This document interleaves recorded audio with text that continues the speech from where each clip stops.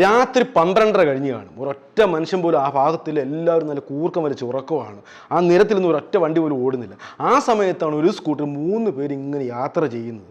ഫ്രണ്ടിൽ 2 ആണുങ്ങൾ, ബാക്കിൽ ഒരു സ്ത്രീ. പക്ഷേ ഈ സ്ത്രീ ആണെങ്കിൽ തൊട്ട് ഫ്രണ്ടിലിരിക്കുന്ന ആളെ താങ്ങി പിടിച്ചിരുത്തിയിരിക്കുകയാണ്. ഇവരെങ്ങോട്ട് പോവുകയാണ്? നടുക്കിരിക്കുന്ന ആൾക്ക് എന്ത് പറ്റി? അവർക്കൊരു ലക്ഷ്യമുണ്ട്. ആ ലക്ഷ്യം നടപ്പാക്കാൻ വേണ്ടിയാണ് 3 പേര് യാത്ര ചെയ്യുന്നത്. ആ കഥയാണ് ഇന്ന് പറയാൻ പോകുന്നത്. രാത്രി ഒരു 12:30 കഴിഞ്ഞ് കാണും. കടകളെല്ലാം അടച്ചു, വീടുകളിലെ ആൾക്കാരെല്ലാം നല്ല ഉറക്കമായി.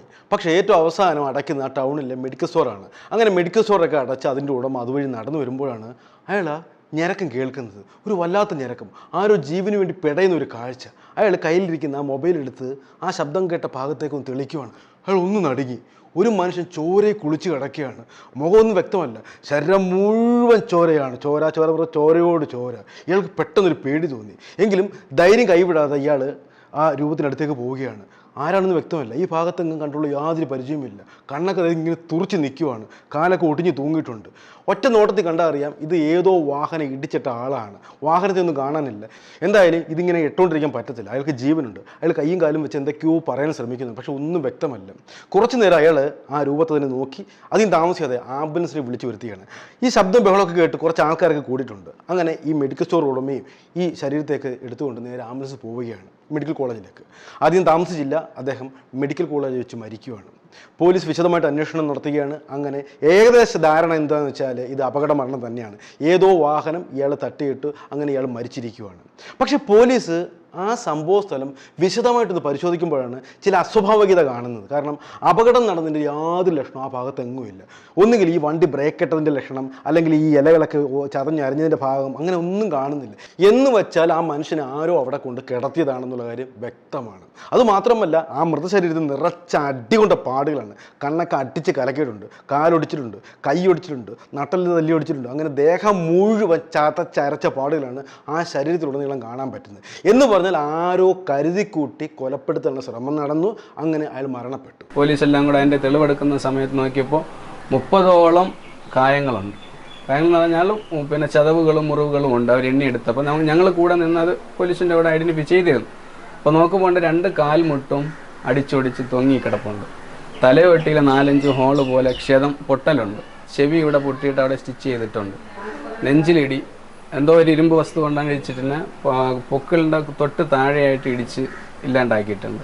മരണപ്പെട്ടത് അസീം എന്ന് പറയുന്ന 28 വയസ്സുകാരനാണ്. ഇദ്ദേഹത്തിന് കോഴിക്കടയിലാണ് ജോലി. അന്ന് രാത്രി 10:30 വരെ അയാൾ ആ കോഴിക്കടയിൽ ഉണ്ടായിരുന്നു. അതിനുശേഷമാണ് ഈ സംഭവം നടന്നിരിക്കുന്നത്. പോലീസ് പിന്നെ ചെയ്തത് എന്താണെന്ന് വെച്ചാൽ സ്വാഭാവികമായിട്ടും ഈ അസീമുമായിട്ട് ബന്ധപ്പെട്ട ആൾക്കാരെ മുഴുവൻ ചോദ്യം ചെയ്യുകയാണ്. ഇദ്ദേഹത്തിൻ്റെ ബന്ധുക്കൾ, കൂട്ടുകാർ, അങ്ങനെ ഇദ്ദേഹവുമായിട്ട് ബന്ധപ്പെട്ട സാധ്യതയുള്ള ആൾക്കാരെ മുഴുവൻ തലങ്ങും വിലങ്ങും ചോദ്യം ചെയ്തപ്പോഴും ഒരു തുമ്പ് പോലും പോലീസിന് അവിടെ നിന്ന് കിട്ടുന്നില്ല. എന്ന് പറഞ്ഞാൽ ഈ പറയുന്ന ആൾക്കാർക്കൊന്നും ഈ അസീമിൻ്റെ മരണവുമായിട്ട് യാതൊരു ബന്ധവുമില്ല. പിന്നെ പോലീസ് ചെയ്തത് എന്താണെന്ന് വെച്ചാൽ ഇദ്ദേഹത്തെ അന്ന് രാത്രി 12:30 ഈ ആശുപത്രിയിൽ കൊണ്ടുപോയി ഒരു മെഡിക്കൽ സ്റ്റോർ ഉടമയുണ്ടല്ലോ, അയാളെ വിളിച്ച് വരുത്തി ചോദ്യം ചെയ്യുകയാണ്. അയാളിൽ നിന്നും പോലീസിന് വ്യക്തമായിട്ട് സൂചന കിട്ടുകയാണ്. എന്ന് പറഞ്ഞാൽ ഈ അസീം മരണപ്പെടുന്നതിന് മുമ്പ് തന്നെ 2 സൂചനകൾ ഈ മെഡിക്കൽ സ്റ്റോർ ഉടമയോട് പറയുകയാണ്. അതൊരു മരണമൊഴിയായിട്ട് ഈ പോലീസിനോട് ഈ മെഡിക്കൽ സ്റ്റോർ ഉടമ പറയുകയാണ്. ഇവൻ്റെ മരണമൊഴിയുണ്ട്. ആ സമയം ജീവനുണ്ട്. ബ്ലഡ് കണ്ടിട്ട് അദ്ദേഹം എന്ത് ചെയ്തു, തട്ടി വിളിച്ചപ്പോഴത്തേക്കും പറഞ്ഞു എൻ്റെ പേര് അസീമാണ്. അത് അളിയാ എൻ്റെ ഫോൺ എടുത്തുകൊണ്ട് പോയി അളിയാ, എൻ്റെ ബൈക്ക് എടുത്തുകൊണ്ട് പോയി അളിയാ, ജെനിഫറും ഷമിയും കൂടെ എന്നെ അടിച്ചളിയാ, കമ്പി കൊണ്ട് അടിച്ചളിയാ എന്ന് പറഞ്ഞതായിട്ടാണ് ഈ കണ്ട വ്യക്തി പറഞ്ഞത്. മെഡിക്കൽ സ്റ്റോർ ഉടമ ആദ്യം പറഞ്ഞത് ഇതൊരു അപകട മരണമല്ല. അതുമാത്രമല്ല 2 പേര് കൂടി അയാൾ പോലീസിൽ പറയുകയാണ്. ജെനീഫും ഷമീറുമാണ് ഈ മരണത്തിന് ഉത്തരവാദികൾ എന്നുകൂടി കൂട്ടിച്ചേർക്കുകയാണ്. പോലീസ് പിന്നെ അന്വേഷിച്ചു ആരാണ് ഈ ഷമീർ, ആരാണ് ജെനീഫും. അവർ ഭാര്യ ഭർത്താക്കന്മാരാണെന്ന് കണ്ടെത്തി. ഈ ഷമീറും ജെനീഫും കുറച്ച് നാളായിട്ട് അകന്നു കഴിയുകയാണ്. അതെന്താണെന്ന് വെച്ചാൽ ഈ ഷമീറിന് ഈ ജെനീഫിൽ ഒരു സംശയമുണ്ട്. ഈ ജെനീഫിന് വേറെ ആരോട്ടോ ബന്ധമുണ്ട്. അതുകൊണ്ട് ഇവർ പരസ്പരം ആ ഒരു വഴക്കൊക്കെ കൂടി പരസ്പരം അകന്നു കഴിയുകയാണ്. ഇപ്പോൾ ജെനീഫ് താമസിക്കുന്ന അമ്മയോടൊപ്പമാണ്. ഇനിയിപ്പോൾ അടുത്ത ചോദ്യം, ആരുമായിട്ടായിരിക്കാം ഈ ജെനീഫയ്ക്ക് ബന്ധം? അതിന് ഉത്തരം കണ്ടെത്തി. ഈ മരണപ്പെട്ട അസീമുമായിട്ടാണ് ജെനീഫയ്ക്ക് ബന്ധം. ആ കാര്യം ക്ലിയറായി. വളരെ വർഷങ്ങൾ നീണ്ട ഒരു ബന്ധമാണ് ഈ ജെനീഫയും അസീമും തമ്മിലുള്ളത്. ആ കാര്യമെല്ലാം പോലീസ് സ്ഥിരീകരിക്കുകയാണ്. കോഴിക്കടയിൽ ഇവൻ ഒരു വർഷമായിട്ടാണ് ഈ കോഴിക്കടയിൽ പോകാൻ തുടങ്ങിയത്. അതിനു മുമ്പ് ബോട്ടിലാണ് പോയിക്കൊണ്ടിരുന്നത്. ആ ഫ്രണ്ടിൽ ഒരു തിരിപ്പുണ്ടെന്ന് അവിടെ ഈ പെണ്ണ് ജെനീഫർ എന്ന് പറയുന്ന നേഴ്സാണ്. നേഴ്സിങ്ങിന് പഠിച്ചുകൊണ്ടിരിക്കുക.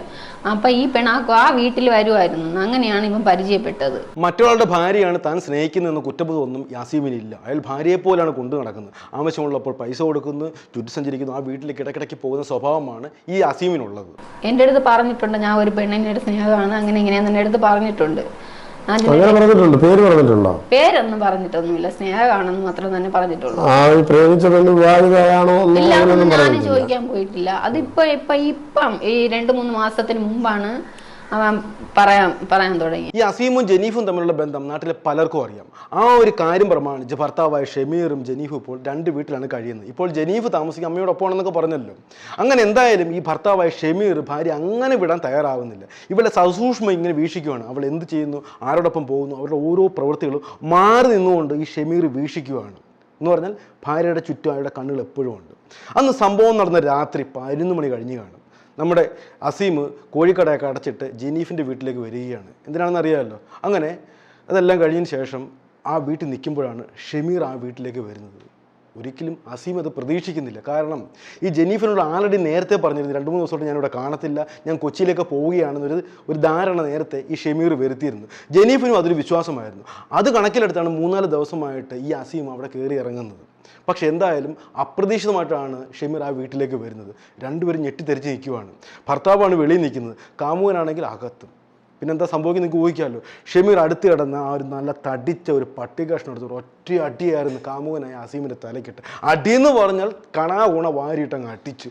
ചുരുക്കം പറഞ്ഞാൽ നമ്മുടെ കാമുകന അസീം അവിടെ ബോധം കെട്ട് കിടക്കുകയാണ്. ഇവിടെ മുതൽ കാമുകിയായിട്ടുള്ള ജനീഫിൻ്റെ തനി സ്വരൂപം പുറത്തേക്ക് വരികയാണ്. അതുവരെ ചക്കരയെ തേനയെന്ന് പറഞ്ഞ് കാമുവിനോടൊപ്പം നിന്ന സ്ത്രീ ഷമീറിൻ്റെ ഭാര്യയായിട്ട് മാറുകയാണ്. തനി സ്വരൂപം, അതായത് സ്ത്രീയുടെ തനി സ്വരൂപം പുറത്തു വന്നു. ഇനിയിപ്പോൾ എന്താ ചെയ്യേണ്ടത്? എന്തായാലും ബോധരഹിതനായിട്ട് കിടക്കുകയാണ്, മരിച്ചു എന്ന് തന്നെയാണ് ഇവർ രണ്ടുപേരും വിചാരിക്കുന്നത്. അവിടെ വെച്ച് ഈ ഭാര്യയും ഭർത്താവും ഒരു കാര്യം ആസൂത്രണം ചെയ്യുകയാണ്. ഇവിടെ കിടത്തിയാലൊക്കത്തില്ലല്ലോ, എത്രയും പെട്ടെന്ന് ഇതുകൊണ്ട് കളഞ്ഞേ പറ്റത്തുള്ളൂ. അങ്ങനെ മുറ്റത്തിരുന്ന ആ സ്കൂട്ടറിൽ അസീമിനെ നടുക്കിരുത്തുന്നു.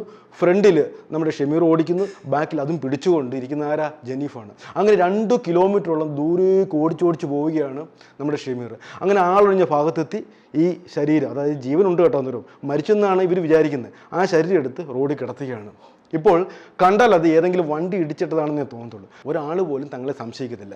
ആ ഒരു ധൈര്യത്തിൽ ആ ഭാര്യയും ഭർത്താവും നേരെ സ്കൂട്ടറിൽ വീട്ടിലേക്ക് തിരിച്ചു വരികയാണ്. വേഷമൊക്കെ മാറി വളരെ ആശ്വാസമായി, രക്ഷപ്പെട്ടു എന്നൊക്കെയുള്ള ചിന്തയിൽ അവർ കഴിച്ചു കൂട്ടുകയാണ്. പക്ഷേ എന്ത് ചെയ്യാനാ, അവൻ്റെ ആ അസീമിൻ്റെ മരണമൊഴി ഉണ്ടല്ലോ, കാര്യങ്ങളെല്ലാം തച്ചുടക്കുകയാണ്. കാരണം അയാൾ കൃത്യമായിട്ട് പറയുന്നുണ്ട്, എൻ്റെ ഈ മരണത്തിന് ഉത്തരവാദി ജനീഫും ഷമീറും ആണെന്ന് പറയുന്നതോടെ കാര്യങ്ങളെല്ലാം വെള്ളത്തിലായി. അങ്ങനെ ആ മൊഴിയുടെ അടിസ്ഥാനത്തിൽ ജനീഫിനെയും ഷമീറിനെയും പോലീസ് തട്ടി അകത്താക്കി. കാര്യങ്ങൾ ഇത്രയൊക്കെ ആയിട്ടും ഈ അസീമിൻ്റെ വീട്ടുകാരൊന്നും വിശ്വസിക്കുന്നേയില്ല. കാരണം ഈ അസീമിനെ ഷമീറും ജനീഫയും ഒന്നും വിചാരിച്ചില്ല, ഒറ്റയ്ക്കൊന്നും ചെയ്യാൻ ഒക്കത്തില്ല, നല്ല ആചാന ബാഹുവാണ്. ഇതിൻ്റെ പിന്നിൽ വേറെ ചില ആൾക്കാരുണ്ട്, അവരാണ് ഈ ക്രൂരകൃത്യം ചെയ്തത്. ഈ ഷമീറൊക്കെ അതിനകത്ത് പങ്കാളിയാണ്, എങ്കിലും ചെയ്തത് മറ്റാൾക്കാരാണ്. അവരാണ് ഈ ശരീരം എടുത്തുകൊണ്ട് റോഡരിയിൽ കിടത്തിയതും അതിനുശേഷമുള്ള കാര്യങ്ങളൊക്കെ ചെയ്ത് അവരാണെന്നാണ് ഈ അസീമിന്റെ ബന്ധുക്കളൊക്കെ വിശ്വസിക്കുന്നത്. അസീമിന്റെ ആരോഗ്യനില വെച്ചും അവന്റെ ഇത് വെച്ച് നോക്കുകയാണെന്നുണ്ടെങ്കിൽ 3-4 പേരൊക്കെ ആണെങ്കിലും ഒറ്റയ്ക്ക് നിന്ന് നേരിടാനുള്ള ഇതൊക്കെ അവനുണ്ട്, കപ്പാസിറ്റി ഉണ്ട്. അവനെ പെട്ടെന്നൊന്നും ആർക്കും പിടികൊടുക്കില്ല.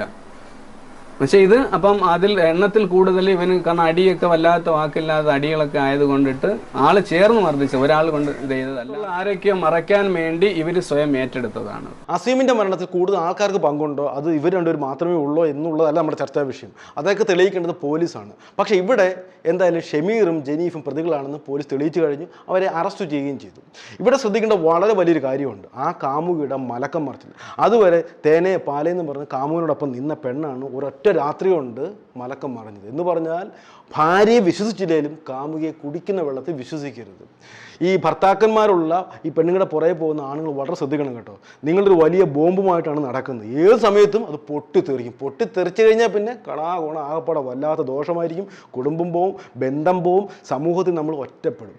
അതുകൊണ്ട് ഇത്തരത്തിലുള്ള ബന്ധങ്ങളിലൊന്നും ചാടി സ്വന്തം ജീവിതവും മാനവും ആരും കളഞ്ഞു കുളിക്കില്ലെന്ന് മാത്രം പറഞ്ഞുകൊണ്ട് ഇന്നത്തെ എപ്പിസോഡ് അവസാനിപ്പിക്കുന്നു. നന്ദി, നമസ്കാരം.